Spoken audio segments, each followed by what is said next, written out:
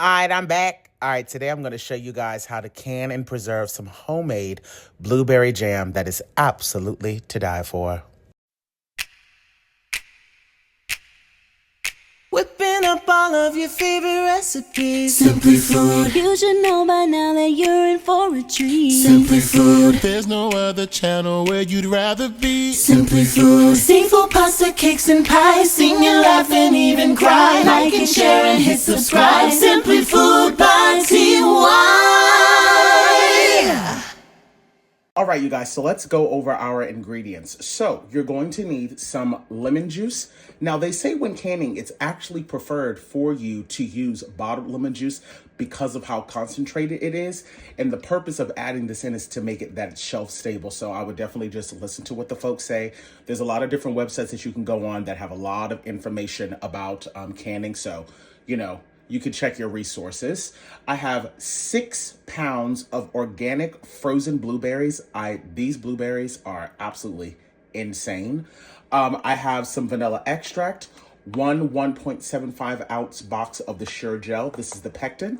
I have some white granulated sugar, and then I also have some turbinado sugar. I'll talk about the sugar in a few moments. Let's get to work. This recipe is so extremely easy to put together. Literally add all of your blueberries directly to your pot. No need to mash them inside of the bowl and then transfer them over, honey. Just put them all directly in the pot, blueberry juice and all.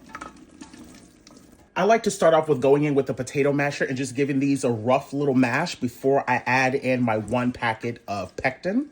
Alrighty, you guys, so just to let you know, while I'm mashing these down, I have my temperature on about a 2 or 3. It's on really, really low at the moment. And this is simply so that it can loosen up the skins on the blueberry to make the mashing a little bit easier. I'm also going to go in with an immersion blender. Now, this is all a matter of preference here. You can leave it like this where you have big chunks of blueberries. You can completely use your immersion blender and completely liquefy it. I like to do about a halfway point because I love seeing little bits and pieces of the blueberry in my jam. That's the reason why I like making jams more so than jellies. So I'm going to go in now with my immersion blender. Just give this a few blitzes just to kind of smooth it out just a little bit. But I still want to see chunks of the blueberries in it. And as always, make sure you're being very careful with splashback when using your immersion blender. Now that I've gotten this down to the consistency that I like, you can kind of see how it's somewhat liquidy, but you're still seeing some chunks of the blueberry. That's exactly what I want. So now I'm going to go on ahead and add in the pectin because I want to make sure that this fully dissolves and is fully incorporated before we add in our sugar. Make sure that you are mixing this thoroughly the entire time. Now that I have my pectin completely incorporated, I'm going to go on ahead and bring this up to a boil, making sure that I am mixing the entire time. Just so you know, if you don't want to add pectin, you do not have to. Blueberries naturally have a lot of pectin already in it. I add it in as a precautionary measure just so that I can make sure that my jam really sets up the way that I want it to. You can absolutely do it without. There's plenty of recipes out there, but a long story short, you would just make sure that you would cook it for just a little bit longer so that the natural pectin itself can kind of form. Make sure that you're mixing the entire time while you're waiting for this to come up to a boil. And while I'm waiting for this to come up to a boil, I'm going to go on ahead and add in my 1/4 cup of my lemon juice. This is also going to help activate that pectin in there. So while I'm waiting for this to come up to a rolling boil, and by rolling boil, that means no matter how much I stir this, it's still boiling. That's what you want. So do not rush this process. All of this is really important to make sure that you have a perfectly set jam. And speaking of the jam setting, let's talk about the sugar. That is always a thing that a lot of people stress out about when they see home canners making preserves at home, the amount of sugar that goes in. This is what you need to understand. When you're using pectin, it is extremely important that you are looking at the type of pectin that you are using. If you're using the original box, that is always going to require a lot more sugar in order for your jam to set. If you purchase the original box of Sure Gel and then put it in here and then decide, oh, I don't want to put the amount of sugar that they tell me to put, you're going to end up with blueberry syrup. It's never going to set. So if you want to make a low sugar or no sugar jam, make sure that you are buying the appropriate box of pectin so that you don't run into any of those issues. Today, I am making a full sugar recipe.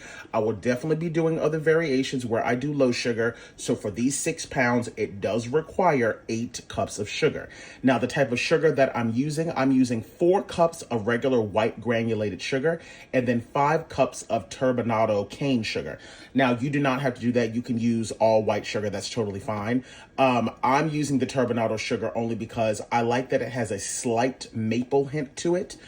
So I really enjoy that aspect. So that's the reason why I'm using it. But I don't want to use all turbinado sugar. You don't want to do that. So I just wanted to make sure that I put that out there so that when you guys see me put in the sugar in a few moments, you're not having a panic attack. Also, I don't know about you, but I'm never just sitting down eating one entire thing of jam at one time. So don't go stressing yourself out. These are the things that are required when making jams at home. And to be quite frank, if you go to the grocery store, you're probably going to notice that there's the exact same amount of sugar in a lot of that jarred stuff, if not even more, on top of a bunch of unnecessary added ingredients. At least at home, we know exactly what is going in it. All right, you guys, we are exactly where I want to be. I'm stirring this and it is still completely boiling. So now we're going to go on ahead and add all of the sugar in at one time. Add it in all at once and give this a good mix. Please be careful. If you've never worked with sugar like this when it gets hot, you do not want this splashing up on your hands because it is extremely hot and it can, in fact, burn you. Make sure that you are mixing the entire time because you've added a lot of sugar into this and you do not want your jam to burn.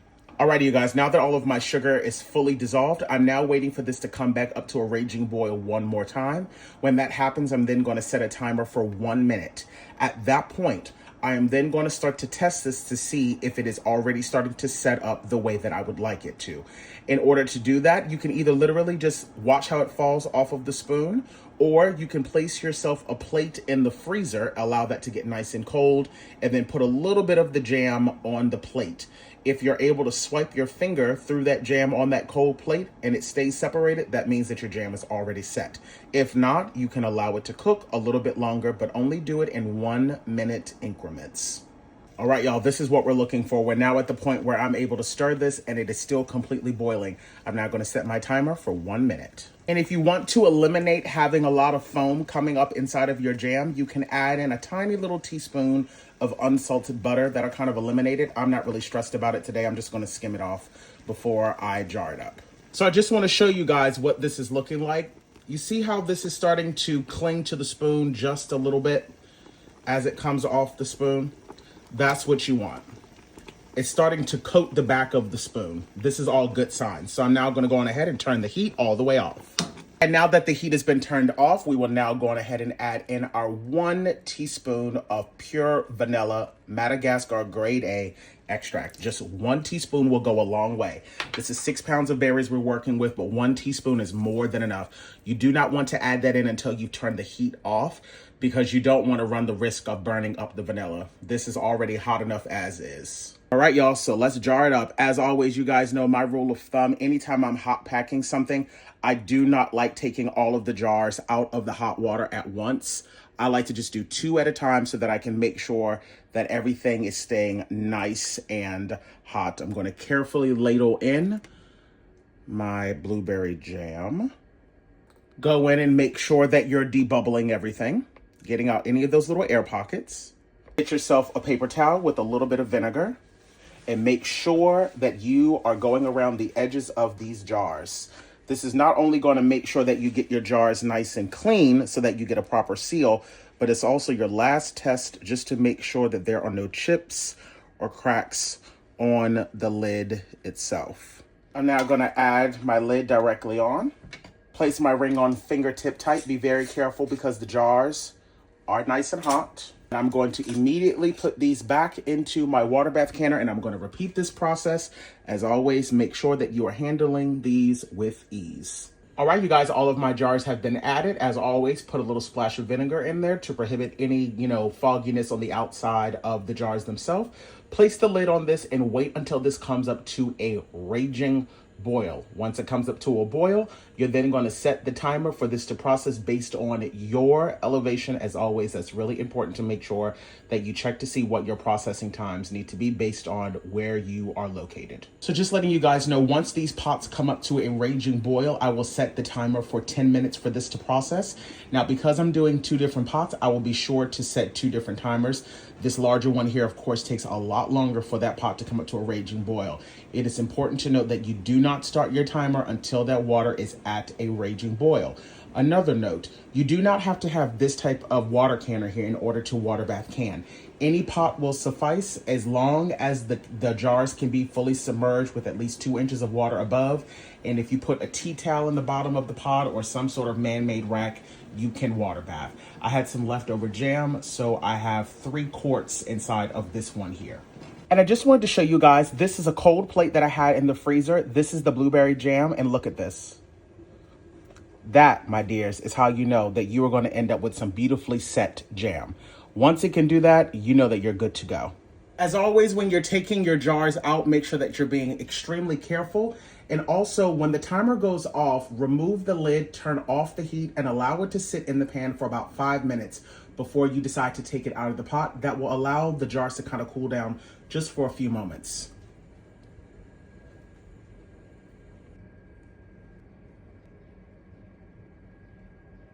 All right, you guys, now that I have all of my jars out, I'm now going to place a towel over these and allow these to rest for 24 hours undisturbed.